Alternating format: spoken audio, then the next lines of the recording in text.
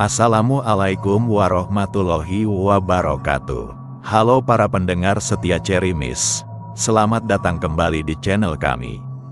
Pada malam ini, kami akan membawa kalian ke dalam sebuah kisah yang penuh dengan kengerian dan misteri. Siapkan diri kalian untuk mendengarkan cerita yang akan membuat bulu kuduk kalian berdiri. Inilah kisah waktu maghrib saat pintu dunia gaib terbuka.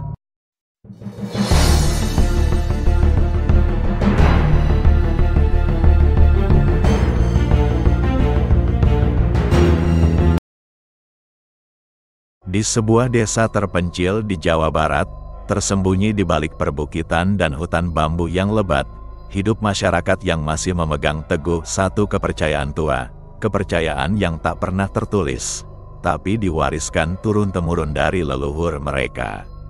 Di desa itu, saat azan maghrib mulai berkumandang, semua aktivitas akan terhenti. Anak-anak yang sedang bermain langsung dipanggil masuk. Para petani menurunkan cangkul mereka, dan warung-warung kecil pun buru-buru menutup tirai. Desa yang tadinya ramai, tiba-tiba menjadi sunyi, bukan karena takut akan malam, tapi karena mereka tahu, waktunya sudah dekat. Tapi bukan azannya yang ditakuti. Yang paling dihindari oleh warga desa adalah saat iqomah dikumandangkan.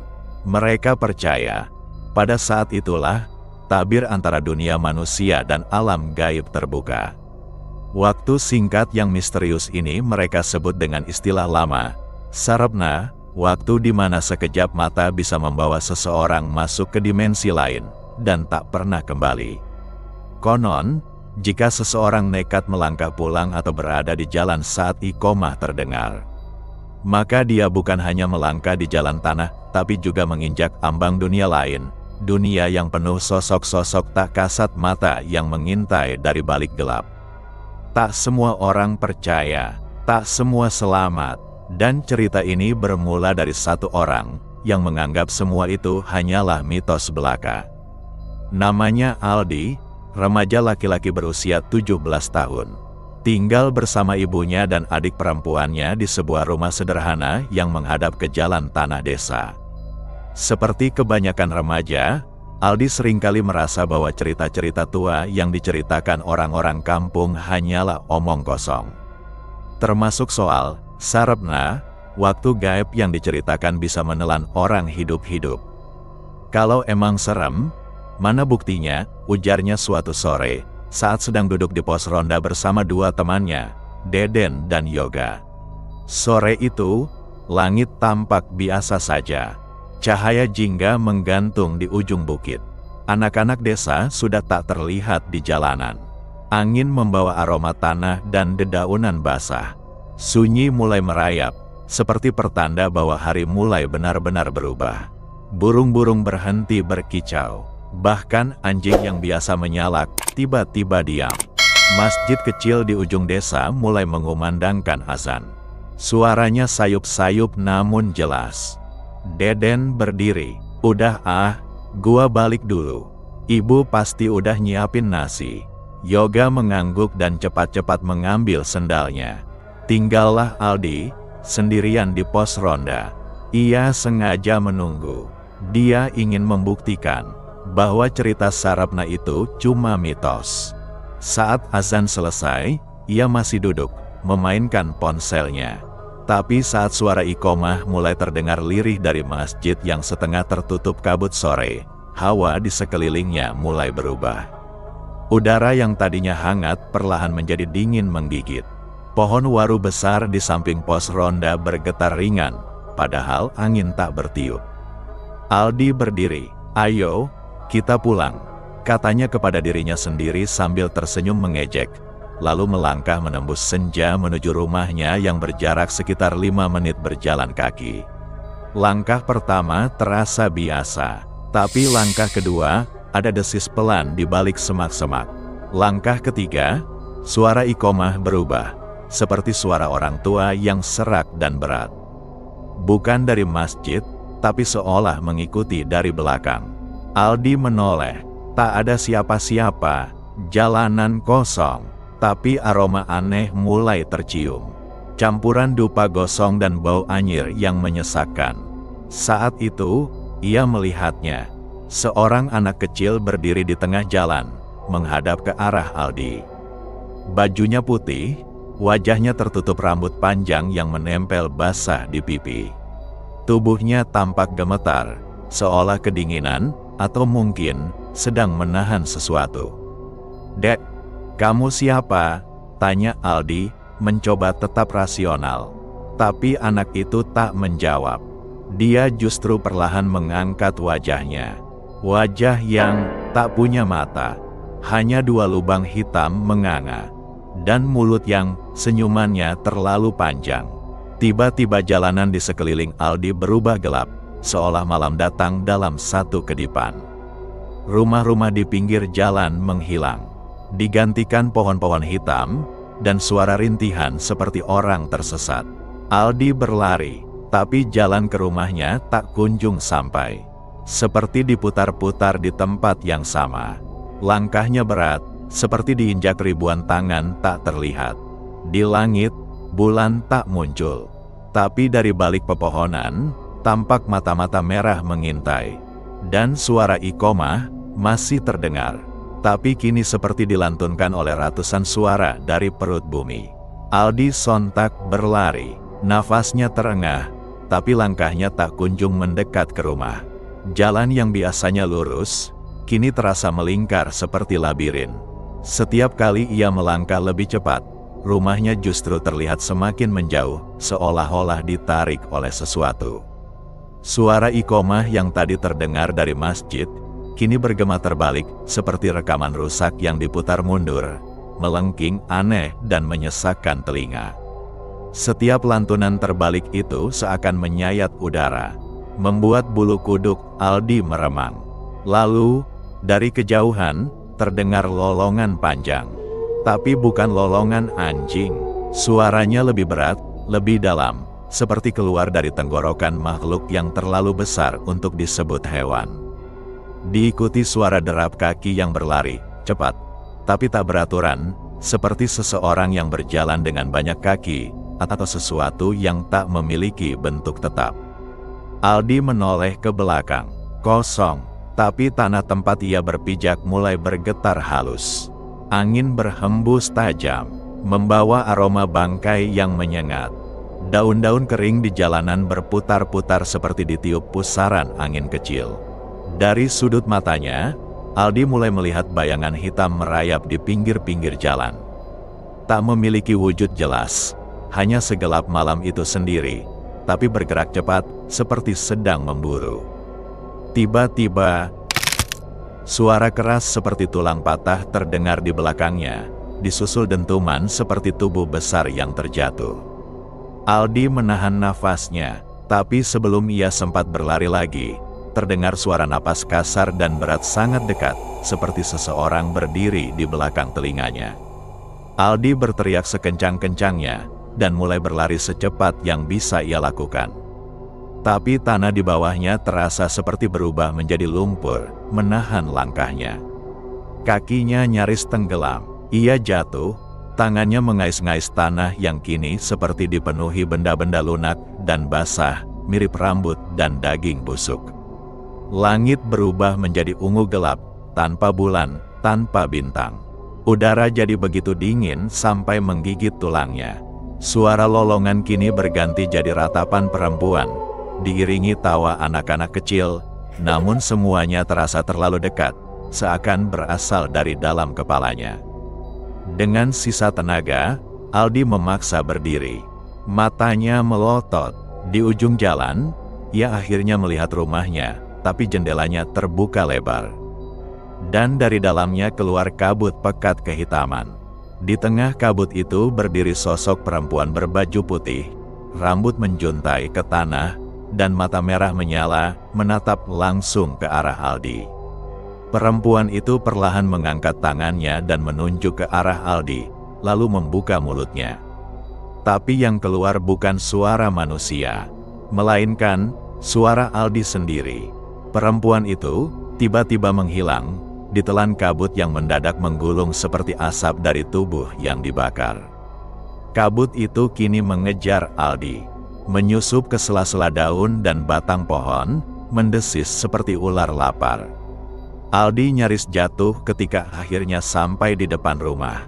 Tanpa berpikir panjang, ia membanting pintu masuk. Kayu tua berderit keras seolah berteriak.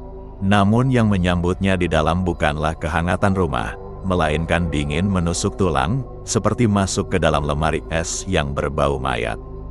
Keluarganya ada di sana, tapi wajah mereka pucat seperti lilin yang tak pernah terkena cahaya.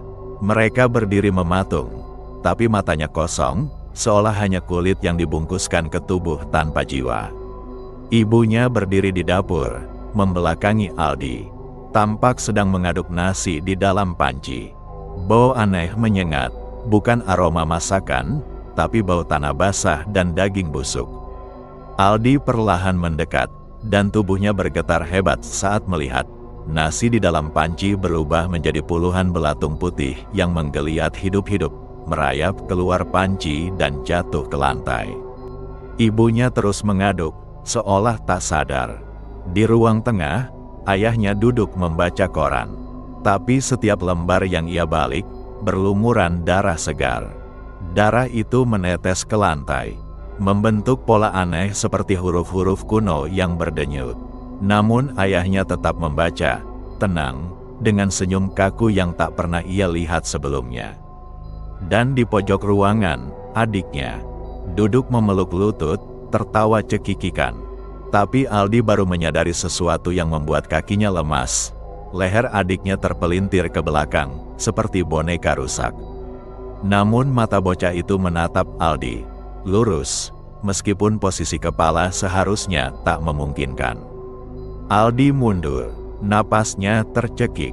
Ia berlari ke pintu, tapi pintu itu tak bisa dibuka. Seolah tak pernah ada kunci. Seolah bukan lagi pintu, ia mencoba jendela. Namun yang terlihat di baliknya hanyalah pantulan dirinya sendiri, dan sesosok bayangan berdiri di belakangnya, yang langsung menghilang saat ia menoleh. Malam itu, tak lama setelah jeritan Aldi menghilang seperti ditelan bumi, warga yang sedang ronda malam mendadak dihantui perasaan tak enak. Angin yang biasanya sepoi, berubah menjadi hembusan dingin menggigit, membawa aroma amis yang menusuk, seperti bau daging busuk bercampur darah yang sudah mengering. Pak Warso, kepala ronda, menghentikan langkahnya. Ia menoleh ke arah rumah Aldi. "Dengar enggak?" bisiknya pelan, wajahnya pucat. Dari kejauhan, terdengar iqomah. Tapi, bukan dari masjid. Dari dalam rumah Aldi, suaranya serak dan berat. Seperti keluar dari kerongkongan makhluk yang tenggorokannya robek. Suara itu menggema ke seluruh penjuru kampung.